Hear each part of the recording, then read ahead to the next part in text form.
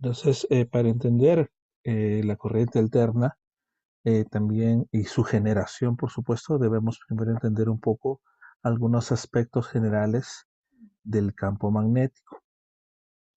La teoría de la electricidad y la teoría del magnetismo, digamos, ¿no? O la electricidad y el magnetismo, digamos que en sus inicios se fueron estudiando, desarrollando por caminos, digamos, distintos, ¿no? Y por un lado se estudiaban las propiedades de los electrones, de las cargas eléctricas, y por otro lado se estudiaban las propiedades de un elemento, de un material que era una especie de resina mineral que se llamaba ámbar, ¿no? Y de sus propiedades al ser frotado, ¿no? Entonces, cómo es que se atraía, ¿no? Esto era el principio de la electrostática. Por otro lado, existía otro material que se conocía como magnetita, ¿no? Un material que tenía la propiedad de atraer, ¿no? A metales, a otros metales, ¿no? Y si acercaba dos magnetitas podían atraerse o repelerse, ¿no? Entonces, estas teorías, estos estudios, llega un momento en el cual, debido a la naturaleza de sus características, se empieza a digamos que especular sobre la idea de que estos dos teorías, estos dos estudios, por un lado la electricidad y por el otro lado el magnetismo, provenían de una fuente única y evidentemente habían muchos eh, descubrimientos, experimentos que guardaban cierta similitud. Entonces, de alguna forma era hasta cierto punto, una presunción bastante lógica, ¿no? De que la electricidad y el magnetismo estén estrechamente vinculados entre sí, ¿no? Luego, como vamos a ver, es que a través de esto surge la teoría en realidad electromagnética, ¿no? ¿Sí? Como una sola, ¿listo? Pero sin adelantarnos mucho, vamos a ver algunos aspectos del campo magnético y quiero mostrarles el siguiente video.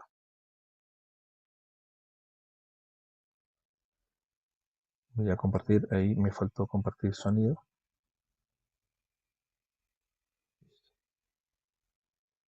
Ahora sí. La fuerza de los imanes o magnetismo radica en los extremos llamados polos. Este imán en forma recta, colocamos unas bolitas de acero en sus extremos y tratamos de desplazarlo hacia el centro. Vemos que la bolita regresa al polo. Si insistimos en desplazar hacia el centro, llega un momento que la bola de acero se cae.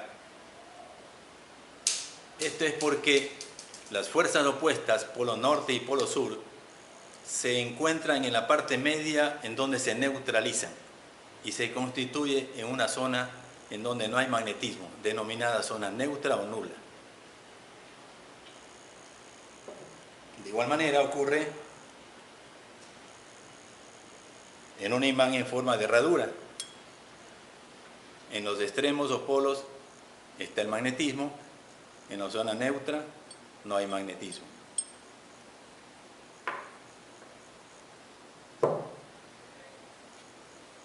Observemos la atracción que ejerce un imán sobre unos clavos de hierro. Los voy a aproximar. No era necesario que el imán se ponga en contacto con los clavos de hierro para que estos se adhieran al imán. Observemos. Esto nos indica que la fuerza magnética sale del imán. Esta aguja magnetizada que tengo aquí está siendo afectada por el campo de la fuerza magnética de este imán. Y justamente todo el espacio donde ejerce acción los imanes se denomina el campo magnético de los imanes. Vamos a hacer una práctica para observar, visualizar el campo magnético de los imanes. Y esta experiencia se denomina la observación del campo magnético o espectro magnético. Y para ello vamos a utilizar limaduras de hierro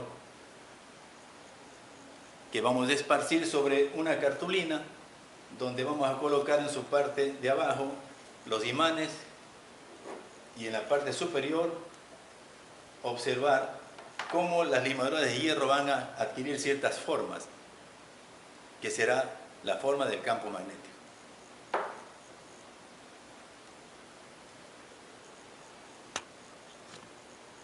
Voy a empezar con el imán recto y a esparcir la limadura de hierro.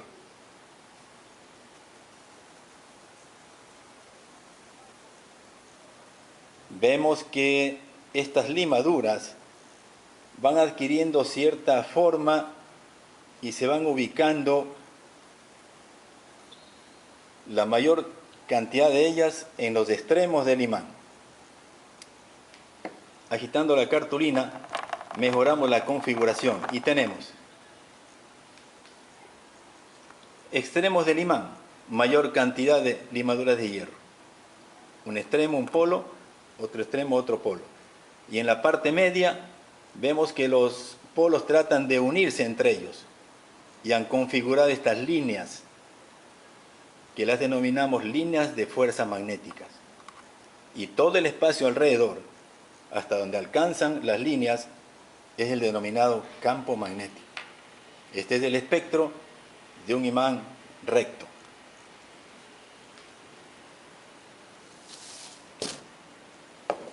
Vamos a visualizar cómo se observaría el espectro de un imán en forma de herradura o imán en forma de U.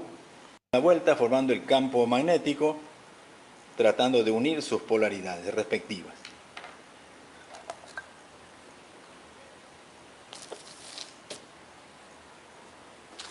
Vamos ahora a observar cómo sería el espectro magnético cuando ponemos dos imanes uno frente a otro y sus polos son diferentes.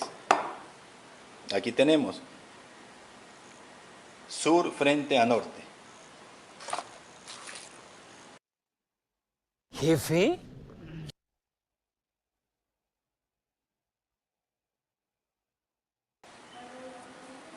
Limaduras de hierro sobre los imanes y se empieza a configurar. Recordemos que cuando se encuentran polos diferentes, aquí tenemos, al agitar se han configurado así. Polo del imán, mayor concentración de limaduras, otro polo. Observamos gran cantidad de líneas de fuerza tratando de unir los polos, que son las fuerzas que tratan de acercar a estos imanes que están con polaridades diferentes. Cambiemos la posición de los imanes. Voy a poner polos iguales frente a frente, en este caso norte. El área donde están próximos. Al esparcir la limadura de hierro vemos que la parte media no hay atracción de limadura de hierro. Las líneas de fuerza salen de un polo, se encuentran con las que están cerca de él, que son de la misma polaridad, la misma característica, y se rechazan las líneas de fuerza. Es el segundo enunciado de la ley de Coulomb, repulsión de cargas magnéticas cuando son de igual polaridad. Depende de su masa. Vamos a ver aquí un imán en forma de U colocado hacia arriba de un tamaño considerable respecto a otro imán que vamos también a hacer la misma observación, que es este pequeño imán que tenemos por acá.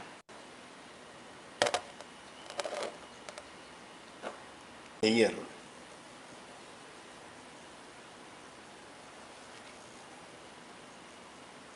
Estamos observando el espectro magnético de este imán, en donde sus polos están hacia arriba,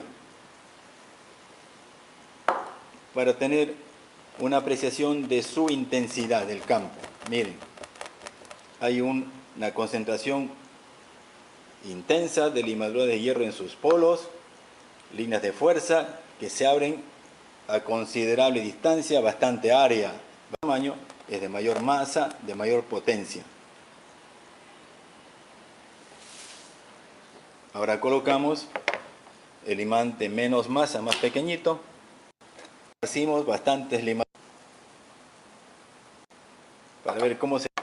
Naturalmente es menor, porque la masa, el tamaño del imán también es menor. Observemos el cámara horizontal. Se va configurando. Vamos a agitarla y aquí tenemos la visualización. Mayor cantidad de limaduras en los extremos o polos magnéticos, y como son polos norte y sur diferentes, tratan de unirse y esa fuerza que los une se visualiza por medio de la composición de las limaduras. Se abre el campo magnético, se abren las líneas de fuerza, dan la vuelta al imán, regresan por acá, pero en esta zona no hay aglomeramiento de limaduras de hierro, porque esta es la zona neutra o nula del imán en forma del campo magnético. Es el fenómeno mediante el cual se puede observar algo que con nuestros sentidos no podemos observarlo directamente. Y como ya hemos podido observar, este imán tiene una propiedad que se conoce como un campo magnético. Y a través de ese campo magnético hay una producción de fuerzas de atracción. El imán también tiene dos polos, positivo y negativo, o llamados norte y sur. ¿Listo? En lo que vemos aquí, en lo que conoce, es una aurora polar. Lo digo aurora polar porque en realidad hay dos. Existe la aurora boreal, una en el polo norte y otra en el polo sur. Es decir, hay dos auroras. ¿Listo? Entonces, ¿cómo se produce? Aquí tenemos una referencia.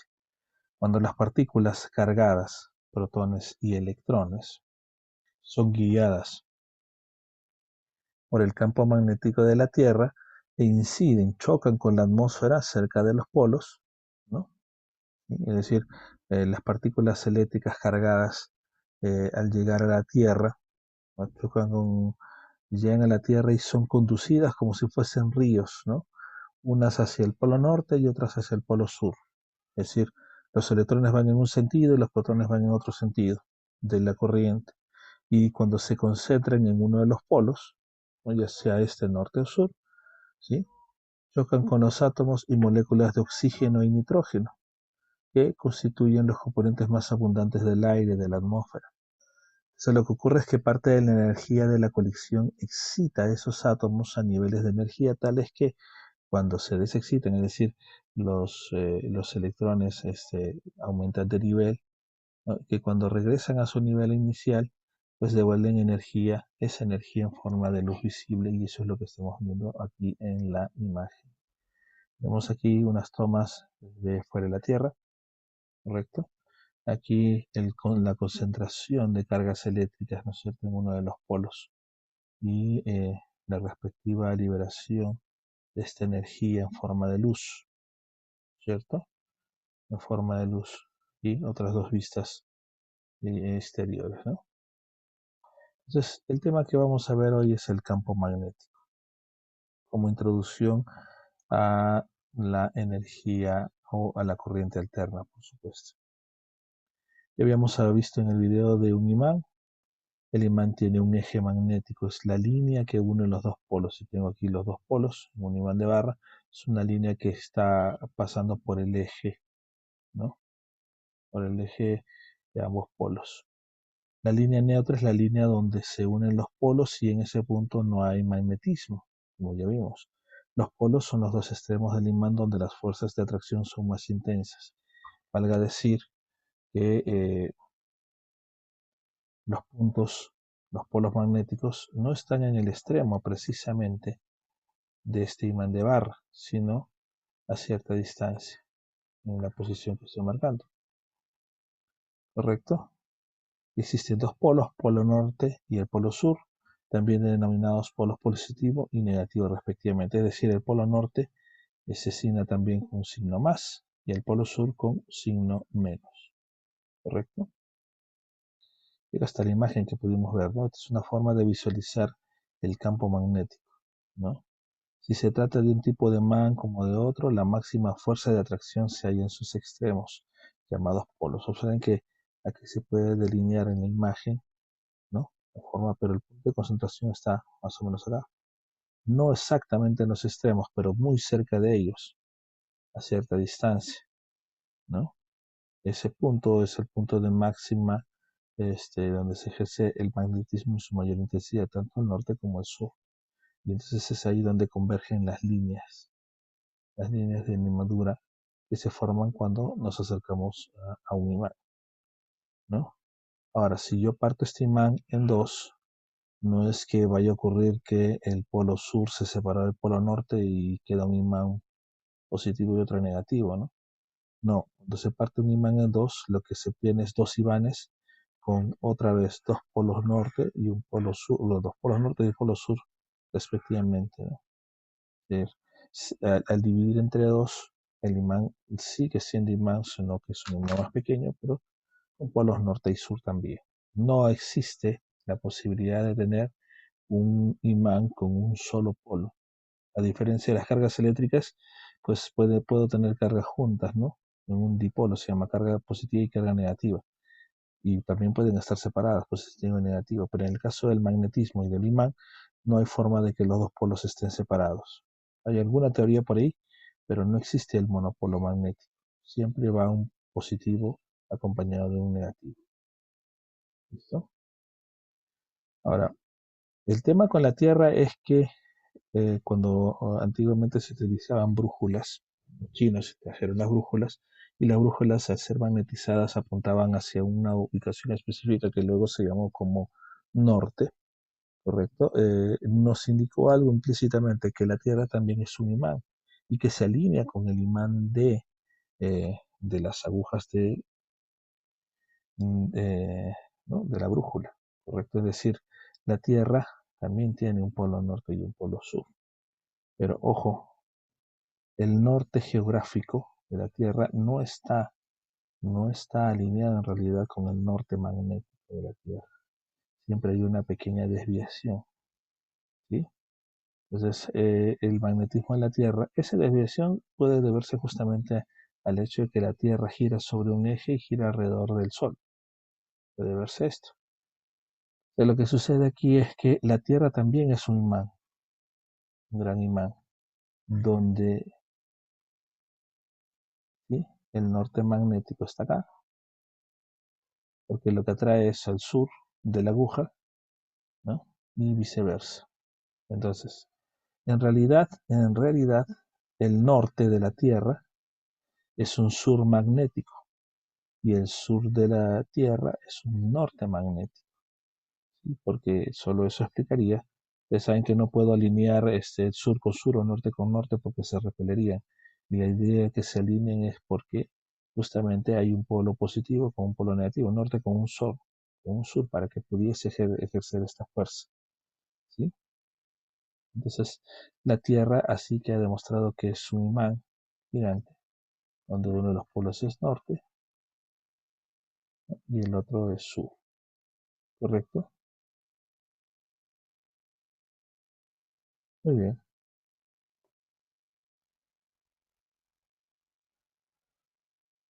Bueno, el campo magnético, para poder medir el campo magnético, este, lo hacemos a través de su intensidad. Recuerden que el campo eléctrico está asignado como la letra E, campo eléctrico, y se mide en newton sobre metro,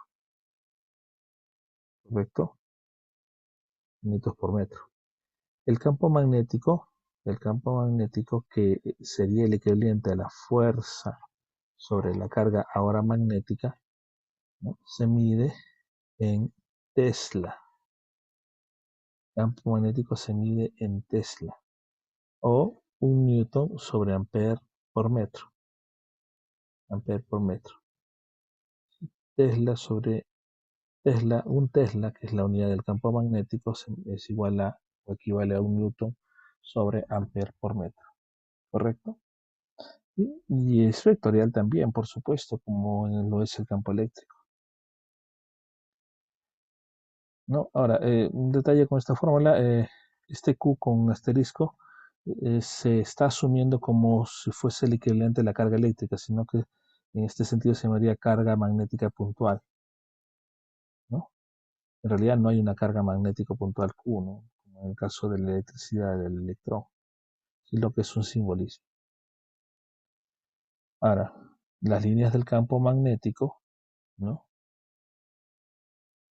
¿Sí? Carecen de, a ver si podemos ver aquí, las líneas del campo magnético dentro y fuera de una barra imantada o imanada carecen de principio y fin, son líneas cerradas. Es decir, siempre recuerdan que el norte es positivo, igual que en el caso eléctrico, salen del positivo con flechitas e ingresan al negativo o sur. Salen del norte e ingresan al sur. Esa es la lógica. Salen del norte e ingresan al sur. Otra cosa que tenemos que decir es que si yo ya tengo un campo magnético, digamos que aquí tengo un campo magnético expresado por las líneas en verde, ¿quién podría producir ese campo magnético? Bueno, puede hacerlo un imán. Ya han visto que en el caso de las barras, regresando un poquito, las líneas del campo magnético tienen esta forma. Pero si acerca otro imán, pues la forma de cambiar, ¿no? Dependiendo de la forma del imán, por supuesto. Entonces, imaginemos que estas líneas en verde que parecen un río, la corriente de un río, son un campo magnético, producido, quién sabe por quién, por alguna fuerza magnética. ¿Listo? Entonces, ¿qué pasa? Que si yo tengo un campo magnético en verde, un campo magnético que lo ha producido, qué sé yo, un imán gigantesco, ¿no? Sí, o un electroimán. Si lanzo una carga y esta carga entra a las inmediaciones del campo magnético, esta carga experimenta una fuerza. Pero la carga es eléctrica, ¿cierto? Y el campo magnético, ¿cómo es que el campo magnético afecta a la carga eléctrica? Bueno, esa es una de las primeras ideas por las cuales se supuso que la electricidad y el magnetismo estaban estrechamente vinculados, ¿no? Lo que sucede es que cuando entra una carga en medio de un campo magnético cerca de un imán, lo que le pasa a la carga es que se desvía con un valor F, una fuerza F, siguiendo la regla de la mano derecha, ¿correcto? Esto se conoce como la fuerza de Lorentz. La dirección de la fuerza con la que la carga se desvía es igual a el producto vectorial Q por V velocidad por V, ¿no? Por V grande, ¿no es cierto? V que es el campo magnético. Entonces, la relación es el producto de velocidad por campo magnético, ¿sí? Entonces, como es un producto, observen este símbolo vectorial, se utiliza la regla de la mano derecha. Regla de la mano derecha. Vamos a verlo aquí, ¿no es cierto? Observen, si este es V, voy a escribir aquí la fórmula otra vez. La fuerza es igual a Q por V por V. Es el producto de V por V, lo que me interesa. ¿Qué es la velocidad? ¿Ve qué cosa es la velocidad? Si es una carga lanzada con una velocidad, se fue lanzada en esta dirección, digamos que dirección X, ¿no?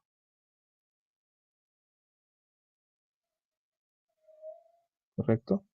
Entonces, el plano formado por la velocidad, la dirección de la velocidad de la carga que entra al campo magnético y el vector campo magnético forma un plano. La perpendicular al plano me indica la fuerza. Por eso el signo del producto vectorial. ¿Sí? Producto vectorial.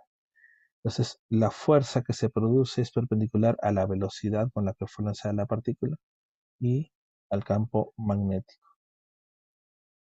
Ahí está la regla de la mano derecha. V velocidad, ¿no? V velocidad, campo magnético V y V por V, que sería la fuerza. Bueno, Si la multiplico por Q, por supuesto, la fuerza. Aquí tenemos tres casos en los cuales se aplica esta fórmula. Recuerden que este es un producto vectorial, ¿sí? Y la fuerza te es perpendicular. ¿Qué pasa? Recuerden que acá hay una fórmula. ¿Se acuerdan el producto de A por B, vector? ¿No es cierto? Esto es un determinante, por supuesto. I, J, K, ¿no? A, X, A, Y, A, Z, B, X, B, Y, B, Z. Entonces aquí V velocidad es A y esta curiosamente se mantiene como B, ¿no? El producto de A por B o de V por B multiplicado por Q me da la fuerza con la que este cuerpo es avanzado. Además, si recuerdan la fórmula escalar A por B es igual, ¿no? Esta similitud. Entonces, aquí la forma escalar era módulo de A por el módulo de B por el seno de teta, donde teta es el ángulo que forman A y B, en este caso velocidad y campo. Pero ¿qué pasa si son paralelos? Ojo, aquí está el campo magnético y acá está la velocidad. Son paralelos entre sí, el ángulo hacen 0 grados. Seno de 0 va a dar 0, así que la fuerza y es 0. ¿Por qué? Porque repito, seno de 0 es igual a 0 y multiplica todos los términos, así que la fuerza magnética es 0 en este caso. El caso común es cuando V campo y V velocidad hace un ángulo phi. Si es que hace un ángulo phi, tendríamos esta fórmula. Pero en la fórmula escalar, U obviamente está fuera, ¿no? A por B por el seno de teta. ¿Cierto? Entonces depende del ángulo. Si el ángulo es 0, nos quedamos con este primer caso. Seno de 0 es 0. Si el ángulo es 90, que es la máxima amplitud tenida así como en este caso, cuando θ es 90 grados, 90 grados, seno de 90 es 1. Entonces esto sería, acá está la fórmula, vamos a darle esto aquí, es esta fórmula.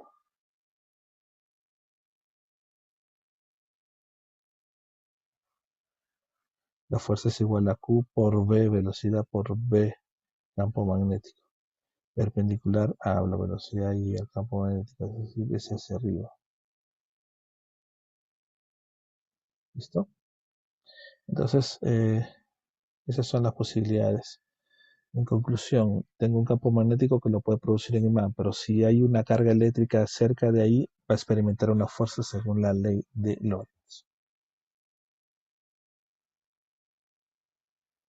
Bueno, esta idea, observen la regla en la mano derecha, de velocidad al campo perpendicular, velocidad perpendicular al campo, ¿no? Entonces, girando de B a B, ¿no? Esto va a ser positivo. Se está refiriendo, por supuesto, en este caso. ¿Qué pasa si yo tengo un campo magnético? Estas X en realidad son un campo magnético que está ingresando. Es decir, digamos que algo así, ¿no? El campo magnético aquí está ingresando. Está ingresando más adentro de la pantalla. Si yo lanzo una carga Q en esta dirección, observen su regla de la mano derecha, V es igual a B campo. Correcto. Entonces, cuando lanzo esta carga experimenta una fuerza perpendicular a la velocidad y a la flechita de campo. Es más o menos así. Vemos que, voy a poner acá, es el campo magnético y viene una carga así en esta velocidad, con una velocidad hacia allá, V. ¿Sí? El producto vectorial sería BV por B. ¿De aquí? B por B. Pero como en la sí, correcto, V por B. Claro, Q también está inmerso. Entonces lo que sucede es que la fuerza que experimenta efectivamente es hacia arriba. Entonces, ya que la carga se está moviendo hacia la derecha y esta fuerza es hacia arriba, debido a la fuerza, la trayectoria de la carga va a cambiar. Digamos que ahora se encuentra aquí, ¿no? La velocidad se ha mantenido constante, bueno, y, y la fuerza, perdón, que se genera aquí, ahora, miren, perpendicular a B, velocidad y el campo, la fuerza perpendicular va a ser en este sentido. Es decir, a medida que vaya avanzando, la carga deja de ser lineal para ser circular porque por ley de Lorentz, esta fuerza, a medida que se mueve la carga, apunta hacia el centro de la trayectoria. Entonces, yo puedo, no solo puedo lanzar una carga en medio de un campo magnético y experimentar una fuerza en cualquier sentido, sino que puedo hacer que la carga gire debido a esta fuerza. ¿Listo? Entonces, ese giro, aquí en una visión un poquito más tridimensional, ¿sí?, va a hacer que la fuerza tenga esta dirección. ¿Sí? Tenga esta dirección. Entonces, bueno, acá algo de reseña. El caso más general de carga Q cuya velocidad forma un ángulo arbitrario con el campo magnético uniforme. Si la componente de la velocidad, este de acá,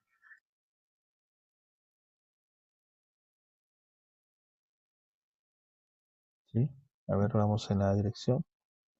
Entonces, lo que va a pasar es al lanzar una carga en esta dirección de la velocidad es que debido a la fuerza que se presenta, esto va a empezar a girar alrededor, como se muestra aquí.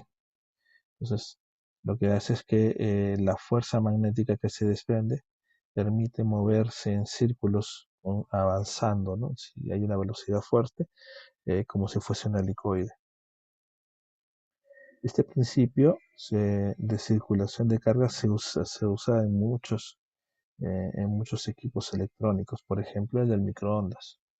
Aquí hay un elemento que se llama magnetron, que no es otra cosa que un acelerador de partículas, ¿cierto? Cuando entra ahí hay un campo magnético muy intenso y entonces la partícula empieza a girar y en un determinado punto es lanzada, ¿no? Lanzada varias partículas al interior del recipiente y donde están rebotando permanentemente. Ahora, con eso no se acaba la historia, pues. En realidad lo que sucede luego es que eh, cuando esta carga, entonces, poner acá, ¿no? Cuando estos electrones están vibrando, vibran con una frecuencia. Esta frecuencia es particularmente resonante con las moléculas de agua. Entonces, cuando estas partículas chocan con unas moléculas de agua, las hacen vibrar hasta aumentar su temperatura. Entonces, de ahí la idea es que el microondas funciona solo con objetos que contienen humedad o agua. Si el objeto está totalmente seco, no va a calentar ni enfriar, no va a pasar nada, porque lo que hacen estos electrones vienen tan excitados, o sea, que generan que le traspasan energía a las moléculas del elemento. Por ejemplo, puede ser una papa frita, ¿no? Puede caer ahí y simplemente lo que va a pasar es que va a actuar sobre todo lo que es molécula de agua para hacerla hervir. Hierve las moléculas de agua. ¿No? Pongan un pan seco totalmente en un microondas y no le va a pasar, ni siquiera se va a calentar. Pero pongan un pan semihúmedo reciente, pues sí, se va a calentar por el contenido de agua, esencialmente. ¿Listo?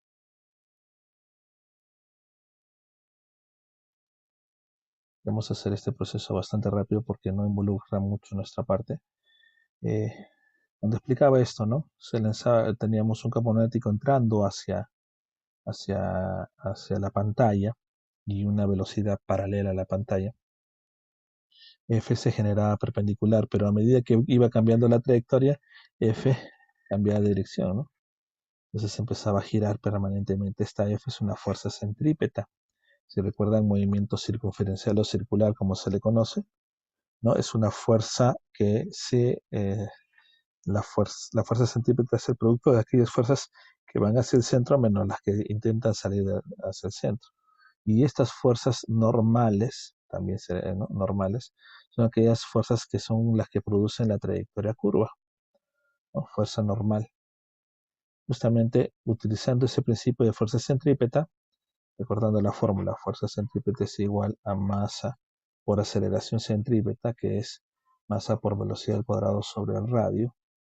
¿Ya? Entonces, esta fuerza centrípeta, como dijimos, es la resultante de fuerzas. ¿Qué fuerzas se encuentran? Las que van hacia el centro menos las que salen. Bueno, la que va hacia el centro es solo una, F. F. Y resulta que F es perpendicular al campo, así que estamos en una situación aquí. Este caso de acá, el ángulo es 90 grados. Si el ángulo es 90 grados, seno de 90 es 1, entonces la fuerza es Q por V por B. ¿Listo? Entonces, al reemplazar acá, la fuerza centrípeta es igual a Q por V por B. Y esto va a ser igual a masa por velocidad al cuadrado sobre radio. ¿Sí? Es lo que tenemos acá. Y despejo. Despejo de radio. Para conocer qué radio va a tener si tengo una carga con velocidad V y un campo magnético con intensidad V, ¿ya? Y tengo el valor de la carga, que puede ser un electrón, dos, tres electrones, y su masa, por supuesto, puedo calcular el radio de la curvatura que ejercería. ¿Listo? Y por ejemplo tenemos una ilustración básicamente, ¿no? Esto conlleva algunos cálculos básicos.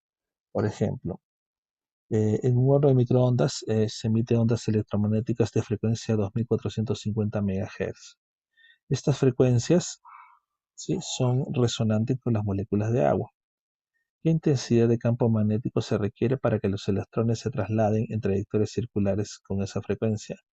Ajá, correcto. Entonces vamos a partir por nuestra definición original. ¿Ya? Por aquí está anotado, obviamente. ¿Sí? Recordando que si algún cuerpo va a girar y lo va a hacer con velocidad constante, hablamos de velocidad angular, y esto es igual a 2pi sobre el periodo o 2pi por la frecuencia de giro, ¿no es cierto? Primer dato. Segundo, que, por ejemplo, necesitamos la velocidad de un electrón, ¿no? La velocidad angular, que es esta, acá estamos viendo, la podemos hallar 2 por pi por la frecuencia, ¿sí?, de- del electrón, ¿no? ¿Sí? Y podemos tener la velocidad angular, correcto. ¿Ya? Si yo tengo la velocidad angular, puedo calcular a continuación el valor acá. ¿De dónde obtenemos esto? El campo magnético. El campo magnético es igual a la masa por la velocidad angular sobre la carga. ¿De dónde sale esta información? No es particularmente de nuestro interés esto, pero lo que yo sí busco es, digamos que, explicar que cuando se lanza un microondas, ¿no? Un microondas lanza una partícula, ¿no?, con cierto nivel de frecuencia, estas rebotan y vibran o hacen vibrar las moléculas de agua de, digamos que del elemento que contiene agua, que contiene humedad, ¿no? Un vaso con agua, un pollo, pero si no hay moléculas de agua, entonces no va a producir ningún tipo de vibración, ¿no? Esto es lo que nos basta para el caso, ¿no? Yo no he puesto todo el procedimiento en realidad porque me interesa solo el funcionamiento del microondas. Este elemento de aquí se llama magnetrón. Es este elemento que es donde hay un campo magnético que permite acelerar, ¿no?, de acelerar estas partículas a una determinada velocidad. ¿Listo? Muy bien. Bueno, entonces, esta idea de generar, hacer que las cargas se muevan en círculo debido a la relación de campo magnético se conoce como ciclotrón, ¿no? Donde yo tengo, ¿no?, una partícula que ingresa en las inmediaciones de un campo magnético, como ven está dirigido hacia arriba en este caso, y si la velocidad de la carga, a ver dónde está, ¿sí? Al ingresar una partícula en una dirección genera una fuerza que apunta siempre hacia el centro de la carga. Entonces, lo que va a suceder es que esta partícula va a empezar a girar, y girar. Como la fuerza no cesa, entonces la velocidad va en aumento porque hay una aceleración centrípeta. Y a medida que se da esta aceleración centrípeta, eh, la carga, la carga aumenta su velocidad tangencial y al momento de salir del ciclotón puede lograr una velocidad considerable, considerable. Los ciclotrones tienen muchas aplicaciones en el campo de la medicina y en el campo eh, de, eh, de la física nuclear.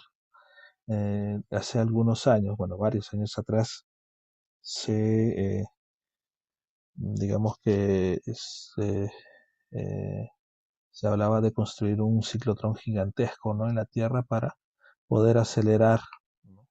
Para poder acelerar partículas a la velocidad de la luz, ¿no? Y que a través de esa aceleración de partículas podrían hacerse una serie de pruebas respecto digamos, de tipo energético, nuclear, y demostrar muchas teorías como las de la creación del universo y aplicaciones en la medicina. Aquí lo que ustedes pueden ver es una imagen de dos grandes ciclotrones. Bueno, no es que se vea el ciclotrón directamente, está enterrado bajo tierra, pero digamos, estas superficies con forma circular son ciclotrones que están debajo de la tierra, ¿no? En realidad. Sí, aquí también hay otro, no sé si observan la trayectoria, debajo de una ciudad, ¿no? Entonces, como dice por aquí, los ciclotrones por muchos años eran la mejor fuente de las vías de gran energía para física nuclear, para los experimentos, por supuesto. Por aquí tengo una pregunta. Ah, perfecto. Es el texto de Sierzi Semansky. Sí, ahorita la vamos a buscar. Sierzi y Semansky. Debe ser la 11ª edición, creo. Sí, Sierzi y Semansky. Ahorita lo buscamos, ¿sí? Antes de terminar esta partecita. Entonces, estas vías de ciclotrón se pueden utilizar para bombardear otros átomos y así producir una breve, producir una partícula que se llama positrón, ¿no? Que dure muy poco. Siempre hubo mucho temor en estos experimentos porque la producción de partículas como estas, si hubiesen errores, podrían generar grandes explosiones nucleares, ¿no? Pero bueno, en realidad estos ciclotrones están desde hace muchos, muchos años trabajándose en favor no solo de la física nuclear, sino también del campo de la medicina. ¿Correcto? Y tenemos en esencia dos ciclotrones. Se pueden utilizar para tratar el cáncer. Aquí se aceleran iones, ¿no? Estos haces iones de ciclotrones estos haces de ion acelerados por ciclotrones se pueden utilizar como terapia del protón, así se conoce, para penetrar el cuerpo y matar tumores reduciendo daños de la radiación. Por ejemplo, es como un sistema que dispara, ¿no? Que dispara directamente hacia el tumor, ¿no? Con mucha, mucha precisión, ¿no? Y al bombardear las células cancerígenas, pues las mata, ¿no? Es mucho más sencillo que tratar de abrir, especialmente en operaciones de tipo cerebral, abrir, levantar el cerebro, separar capas y capas para poder hallar el tumor que está muy adentrado. ¿Listo? Entonces el daño al tejido alrededor es mucho menor que con una operación invasiva. Y abajo tenemos un sistema de resonancia magnética, por supuesto que, digamos, bombardea con radiación muy, muy baja a una persona que ha tomado previamente un líquido, ¿no? Un líquido que tiene partículas de hierro muy, muy pequeñas, y al difuminarse a través de la sangre, se puede visualizar, hacer un mapa de todas las venas, arterias y hasta capilares de nuestro cuerpo y quizás detectar presencias de aneurismas o malformaciones u otro tipo de eh, fallas, ¿no? En el organismo. En fin, también se utiliza en el campo de la ciencia como el famoso espectrómetro de masas, cuando ustedes estén, digamos que en años más superiores, para hacer pruebas de detección mm, de distintos materiales, entre ellos metales, por ejemplo, como los metales pesados, ¿sí? Se utiliza comúnmente un espectrómetro de masas, ¿no? ¿Sí? Se puede utilizar para identificar los diferentes elementos químicos, elementos químicos que tenga un compuesto, ¿no? ¿Sí? Normalmente se encuentra como detector en un cromatógrafo de gases, ¿no? Dentro de un cromatógrafo de gases se encuentra el espectrómetro de masas que detecta qué elementos existen en una muestra. Por supuesto, para este caso, ¿no? Se irradia la muestra, ¿no? A través del espectrómetro de masas y de acuerdo al radio que produce este espectrómetro de masas, ya hemos visto que dependiendo de la carga y del campo magnético se producen distintos radios. Cada radio indica un tipo de compuesto, ¿no? Es una teoría que, si bien es cierto, estoy explicando muy poco de ella, pero se basa en los ciclotrones y en el espectrógrafo de masas. Se puede detectar qué elementos son. Hay un esquema bastante básico. Hay un campo, ¿no? Campo eléctrico, se dispara una partícula, se alinea en ese campo y luego ingresa en un campo magnético. Este es electromagnético en realidad, ¿no? En el campo magnético, esta partícula al incidir sobre una determinada sustancia, ¿sí? Se carga de un valor específico y al tener una carga eléctrica específica describe un radio. Saben que el radio de giro depende de la carga y del campo, por supuesto. Y al generar un radio 1 u un radio 2, ese radio, ¿sí? 1 u 2 representa un tipo de elemento, ¿correcto? Entonces, no es una teoría muy compleja que digamos, aunque no es tema particular de nuestro curso, no es que sea tan compleja en términos técnicos de entender. ¿Listo?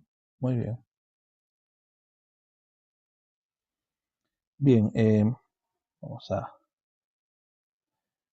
Hemos visto que las cargas eléctricas modifican su trayectoria cuando hay campos magnéticos. Ahora en viceversa, digamos que esto de acá es un pedazo de alambre, ¿no? Está conduciendo corriente. Cuando conduce corriente, alrededor del cable se produce un campo magnético. Esta es la vista del elemento que está introduciéndose sobre la pantalla, el cable que está conduciendo corriente con dirección hacia la pantalla. Y se ve alrededor del cable campo magnético que se está produciendo. Es decir, la electricidad crea magnetismo. Aquí está una forma. Un cable otra vez, ¿sí? Alrededor del cable hay un campo magnético. Esto se puede fácilmente demostrar porque cuando tenemos dos cables cerca, estos campos magnéticos pueden hacer que estos cables se atraigan o se repelan. Además, sí, ¿hay alguna pregunta por ahí? También podemos identificar el campo magnético usando el mismo principio de las limaduras de hierro que vimos al inicio de la clase, ¿no? Puedo poner un cable, ¿no? Que conduce corriente y que a través de ese cable lo atravesamos en una superficie que puede ser un papel con limaduras de hierro y vamos a ver que se empiezan a formar las limaduras de hierro con forma concéntrica, con radios concéntricos al cable. Eso implica que hay un campo magnético alrededor del cable, ¿sí? No es difícil de demostrar. Es decir, el campo magnético se produce de acuerdo a una regla de la mano derecha. El sentido de nuestros dedos, el sentido de nuestros dedos es el sentido del giro del campo magnético, ¿sí? Mientras que la corriente, la dirección de la corriente, de la intensidad de corriente, es la de nuestro pulgar. ¿Listo? Alrededor de todo cable que transporta corriente hay un campo magnético. inmerso. Entonces, en el caso de la espira de corriente, así se forma, ¿listo? Esta es otra vista de la espira de corriente, ¿no? ¿Qué pasa aquí? Digamos que este cable, que es lineal, ahora estaba así. Ahora yo decido doblarlo y tener una espira. Este es una espira, este es un cable que ha sido eh, doblado en circunferencia y se ha hecho correr una corriente alrededor del cable. ¿Recuerdan cómo forma la regla de la mano derecha? Entonces el campo magnético va a generarse alrededor de este cable, así, ¿cierto? Alrededor. El campo magnético gira alrededor. Su intensidad, para este caso, para una espira, se le dice una vuelta de corriente, va a ser igual al valor de mu sub 0 sobre 2R por la intensidad. El valor de mu sub 0 es la permitividad magnética del vacío. Le vamos a dar la constante, esto un poquito más adelante, acá. ¿Sí? Igual que la constante eléctrica, existe una constante magnética, que es 10 a la menos 7 newton sobre ampere cuadrado, o permeabilidad magnética en el vacío, que es 4pi por 10 a la menos 7 Tesla por metro sobre amperio. Esta es la que estamos utilizando aquí. ¿Correcto? Entonces, el campo magnético, a través de estas fórmulas podemos calcular la intensidad del campo magnético, utilizando la permeabilidad del vacío, la corriente, y sobre 2R, el radio, ¿no?, de la espira. Ese es el campo magnético que produce una espira que tiene una corriente y depende, por supuesto, de la intensidad de corriente en amperios. Es una vista, digamos, un poco ya en 3D, ¿no? Viendo ahí el campo magnético va alrededor, ¿no?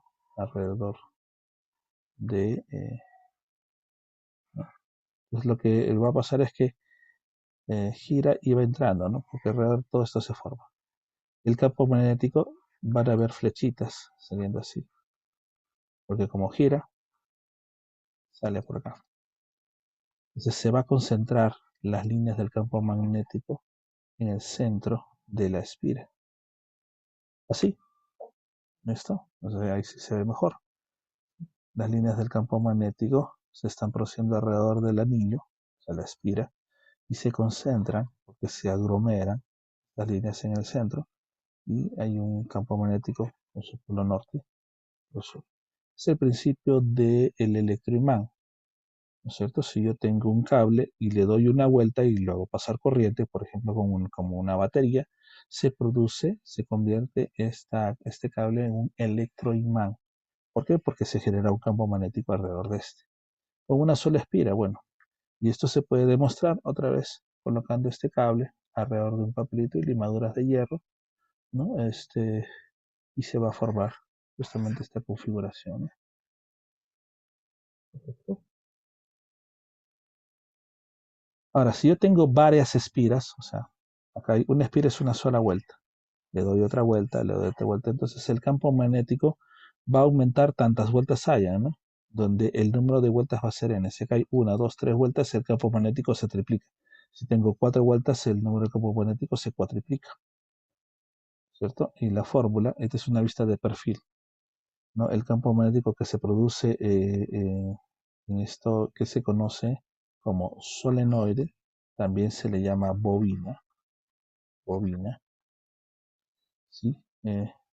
Se va formando de igual forma como se produjo en una sola vuelta, ¿no? Solo que en el centro cero aquí ya se va alineando, el campo magnético se va haciendo cada vez más lineal mientras más larga sea la espira. Aquí otra vez su forma si utilizamos limaduras de hierro.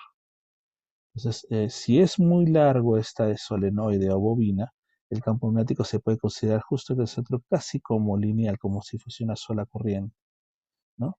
Saben que esta es la misma fórmula, mu sub 0 por I era por n sobre I. Si regresamos un poquito acá, ¿no? Sobre dos veces C radio. ¿Sí? Mu sub 0 por I sobre dos veces C radio. Sí, pero cuando tenemos más espiras, lo que se cuenta es la densidad de espiras. N mayúscula es el número de vueltas, si tiene 20, 30, 40, 50 vueltas. Y L es la longitud del solenoide. Esto solo funciona cuando las espiras están muy apretadas unas con otras.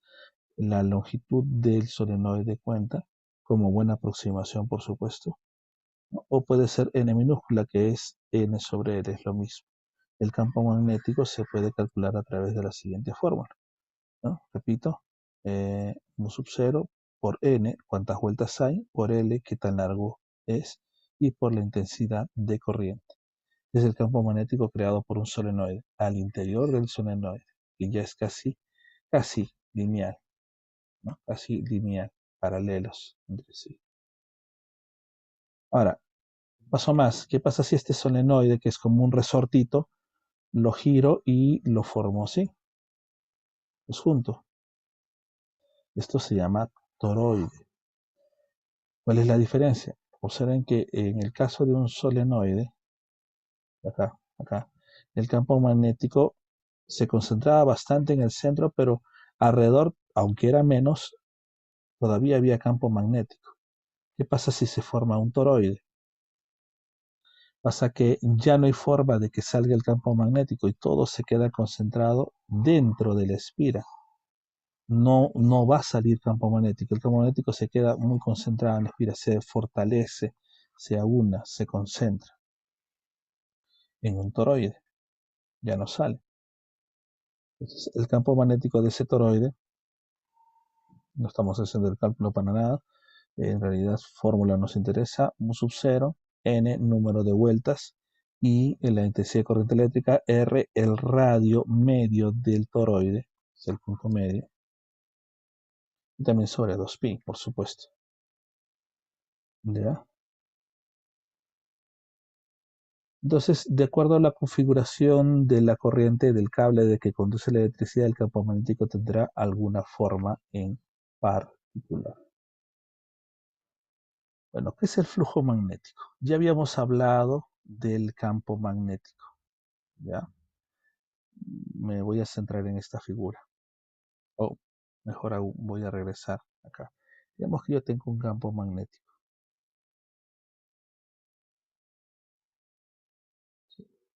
B se llama, ¿no? Quiero este campo magnético, como si fuese un caudal, va a atravesar un área. Por ejemplo, va a atravesar un área circular. Si todas estas líneas pasan, lo que se produce es un flujo, lo que fluye. Pero es un flujo no de líquido, o de un fluido, sino de un campo eléctrico. Entonces, ese flujo magnético se va a conocer como fin. ¿Listo? Entonces, el flujo magnético en términos simples, ya, es la cantidad de B de campo magnético que atraviesa un área A. Por supuesto, no en cualquier dirección, porque para que se considere flujo, solo me interesa la componente perpendicular al área, porque este B tiene dos componentes, una perpendicular y una paralela. Como ya dijimos, el flujo es aquel campo magnético que atraviesa el área. Esta componente de aquí paralela no atraviesa esta membrana, que puede ser una hojita de papel, no está atravesando, la única que atraviesa es la perpendicular, la componente perpendicular del campo. Se escribe a través de una integral, pero en términos simples es así. Campo magnético normal, si tengo el ángulo con el eje, es B por el coseno de θ. Ya, acá me está faltando una fórmula. A ver.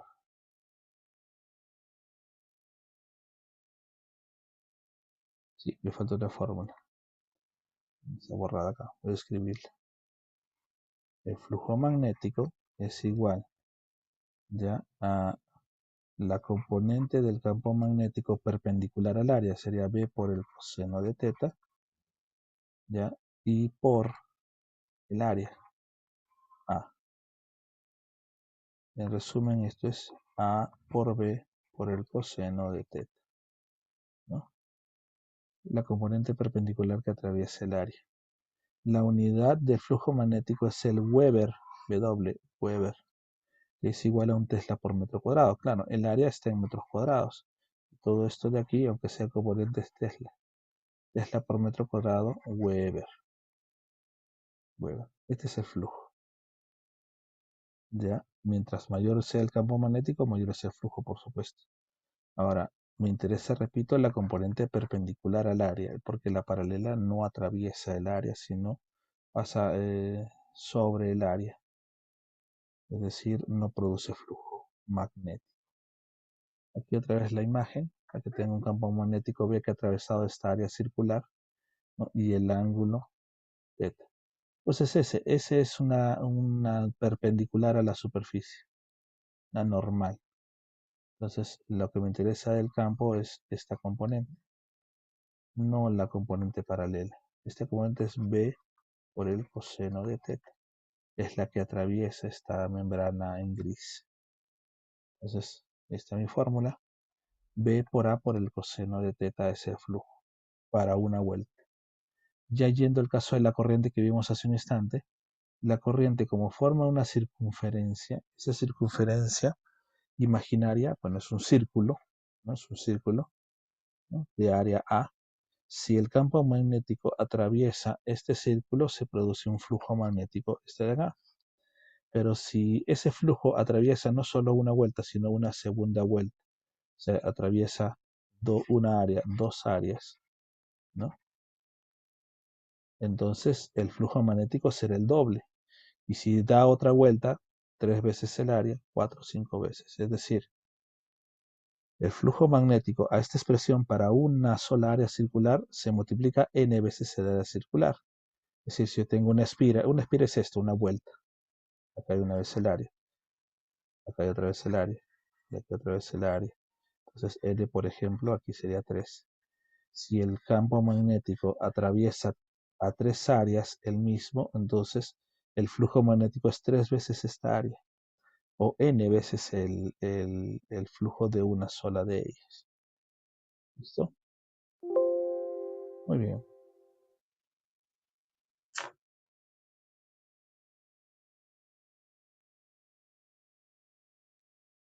Lo que les mencionaba, ¿no?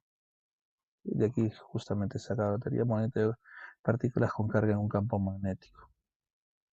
Lo que pasa, ¿no? Cuando se mueve una carga en las inmediaciones de un campo magnético, este radio lo calculamos a través de la teoría de fuerza centrípeta, ¿no? Lo que teníamos acá. Y aquí está nuestra fórmula.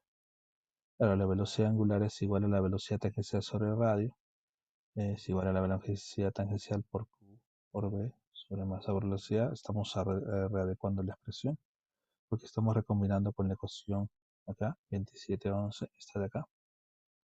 ¿Sí? Estamos colocando el valor de radio. Entonces nuestra velocidad angular es Q por B el campo magnético sobre M.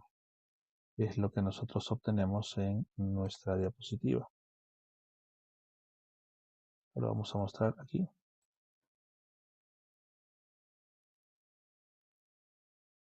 En nuestra diapositiva. ¿Listo? Y así podemos obtener la intensidad del campo magnético. ¿Sí? Eso es exactamente lo mismo que hemos obtenido acá. Lo repito. La velocidad angular es igual a la velocidad tangencial sobre el radio, donde el radio se obtenía directamente por la relación que vimos en radio de órbita para cargas que se movían en un campo magnético, ¿no? Este R reemplaza el R de aquí y obtenemos esta expresión. La velocidad angular es igual a la carga por el campo magnético sobre la masa, ¿cierto? De la expresión despejamos el campo magnético, ¿no? Y obtenemos el valor de la, del campo magnético mismo, ¿no es cierto? Del campo magnético mismo. Claro, la velocidad angular es 2pi por la frecuencia, como ya le habíamos dicho, así que la velocidad angular se puede reemplazar con el valor de la frecuencia que nos ha dado en el problema. Listo, este es el texto de C.R.C. Sebansky, capítulo 27, campo magnético y fuerzas magnéticas.